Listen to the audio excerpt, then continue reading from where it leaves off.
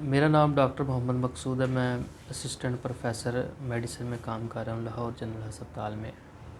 मैं आपको शुगर के बारे में कुछ बताना चाहता हूँ कि शुगर, जिसको डायबिटीज़ मेलाइटस भी कहते हैं, यह एक ऐसी मर्ज़ है जो तशख़ीस के बाद सारी ज़िंदगी के लिए मरीज़ के साथ चिमट जाती है।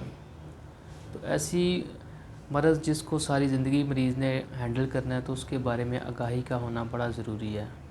तो शुगर की ट्रीटमेंट के लिए हमारे पास जो मेन ट्रीटमेंट ऑप्शन हैं, जिसमें नंबर 1 के लाइफस्टाइल चेंज करना है, नंबर 2 वॉक और एक्सरसाइज है, नंबर 3 इसके बारे में तमाम चीज़ें जानना, जिसको हम मेडिकल एजुकेशन भी कहते हैं, ये है। और उसके बाद चौथे नंबर पे ट्रीटमेंट की जो है ना वो ऑप्शन आती है। तो ये 4 पिलर हैं इसकी ट्रीटमेंट के। हर पिलर बहुत ज़रूरी है। तो मैं मुख्तसरन आज आपको इसके परहेज़ के बारे में बताना चाहूँगा कि खाना क्या है और क्या नहीं खाना। आम तौर पे मरीज़ समझते हैं कि शुगर में तमाम चीज़ें जो है ना वो बंद कर दी जाती हैं। तो ऐसी कोई बात नहीं, सिर्फ़ और सिर्फ ऐसी चीज़ें हम बंद करते हैं जो बहुत ज़्यादा मीठी होती हैं, जो बहुत ज़्यादा जो है ना वो शुगर का लेवल ब्लड में बढ़ा देती हैं। ऐसी चीज़ों में कौन कौन सी चीज़ें शामिल हैं? वो फल भी हैं, वो आपके मठियाइयाँ भी हैं, आपकी बेकरी की चीज़ें भी हैं, और आपकी घर की बनी हुई कुछ बहुत सी अशिया भी शामिल हैं। तो उसमें परहेज़ क्या करना है? सबसे अहम चीज़ है जो सारी ज़िंदगी आपने याद करना है कि अंगूर, खजूरें, केले, आम, जापानी फल, चीकू, ये ऐसे फल हैं जो बहुत ज़्यादा मीठे होते हैं। इनसे आपने बिल्कुल परहेज़ करना है।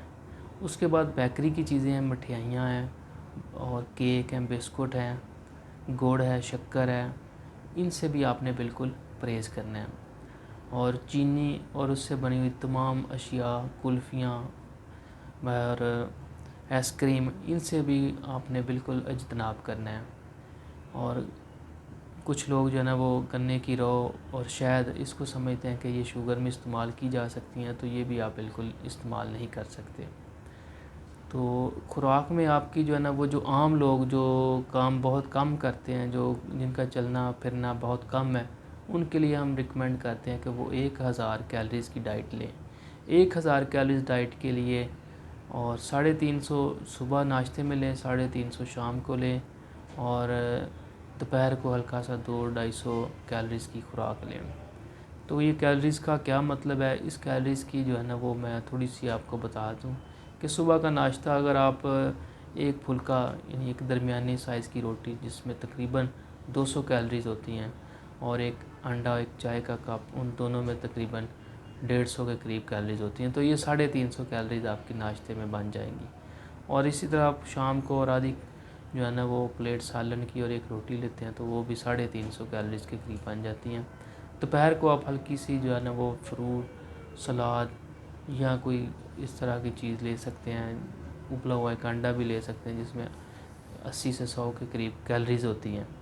तो ये आप इस तरह 1000 से 1200 कैलोरीज़ तक आप अगर लेंगे, तो आपकी शुगर भी ठीक रहेगी, आपकी सेहत भी ठीक रहेगी, आपको बाकी पेचीदगियों से भी आप बच सकते हैं। शुगर की जो दिल की, फालज की अमराज हैं, उनसे भी आप बच सकते हैं। तो ये आपका खुराक है। उसके बाद दूसरी जो लाइफस्टाइल की चेंज है, जिसके बारे में आपको जानना बहुत ज़रूरी है, वो एक्सरसाइज़ है। एक्सरसाइज़ आपको डेली आधा घंटा करनी चाहिए। आधा घंटा एक्सरसाइज़ आपने किसी वक्त, सुबह, दोपहर, शाम, आप किसी वक्त भी कर सकते हैं। और हफ्ते में कम अज़ कम 5 दिन, हो सके तो डेली करें, लेकिन 5 दिन तो लाजमी करें। तो ये आपकी वॉक है, एक्सरसाइज़ है। और तीसरे नंबर पे कि इसके बारे में, इसकी यानी जानने के ये शुगर क्या है। शुगर बेसिकली कि जिसमें कार्बोहाइड्रेट, प्रोटीन और जो प्रोटीन, जो आपकी फ़ैट है, इसका जो है वो मेटाबॉलिज्म ख़राब हो जाता है, जिससे शुगर लेवल बढ़ जाता है। और इसके अलावा कोलेस्ट्रॉल का लेवल भी बढ़ना शुरू हो जाता है। ये शुगर है। और इसकी मेन जो है ना वो वजूहात, एक इंसुलिन की कमी है, जिसको इंसुलिन डिपेंडेंट डायबिटीज़ मेलाइटस भी कहते हैं, टाइप 1 भी कहते हैं। दूसरी जो है ना वो इंसुलिन रेजिस्टेंस है, जिसमें इंसुलिन बन तो रही है लेकिन वो काम सही नहीं कर रही, वो इंसुलिन टाइप 2 डायबिटीज़ मेलाइटस, और इंसुलिन इंडिपेंडेंट डायबिटीज़ मेलाइटस भी कहते हैं उसको। इसके अलावा कुछ और भी डायबिटीज़ लाइक शुगर हैं जो बहुत से बीमारियों के साथ एसोसिएटेड है, और जेस्टेशनल डायबिटीज़ यानी प्रेगनेंसी के दौरान भी शुगर हो सकती है। तो इन तमाम की पेचीदगियाँ जो है ना, वो बड़ी बड़ी पेचीदगियाँ जो है ना, उसके बारे में जानना ज़रूरी है कि ये आँखों के पर्दों को कमज़ोर करती है, दिल का अटैक, दिल की बीमारियों का बायस बनती है, और पैर ज़ख़म, पाँव के ज़ख़म, असाब की कमज़ोरी, सुइयाँ चुभना, हाथ और पाँव की जलन, ये हो सकते हैं। फालिज के चांसेस बहुत ज़्यादा फालिज हो सकता है आप लोगों को, और पेट में गैस, अफारा, दिल की धड़कन की बेहतर तेज़ हो जाना, ये तमाम पेचीदगियाँ हैं शुगर की। और बाकी इलाज इसका जो है ना, वो परहेज़ के बाद चौथे नंबर पे परहेज़ और इन तमाम चीज़ों के बाद मेडिकल ट्रीटमेंट है, उसके बारे में आप अपने मालिज से रब्ता करें। लेकिन ये 3 काम करने के बाद शुक्रिया।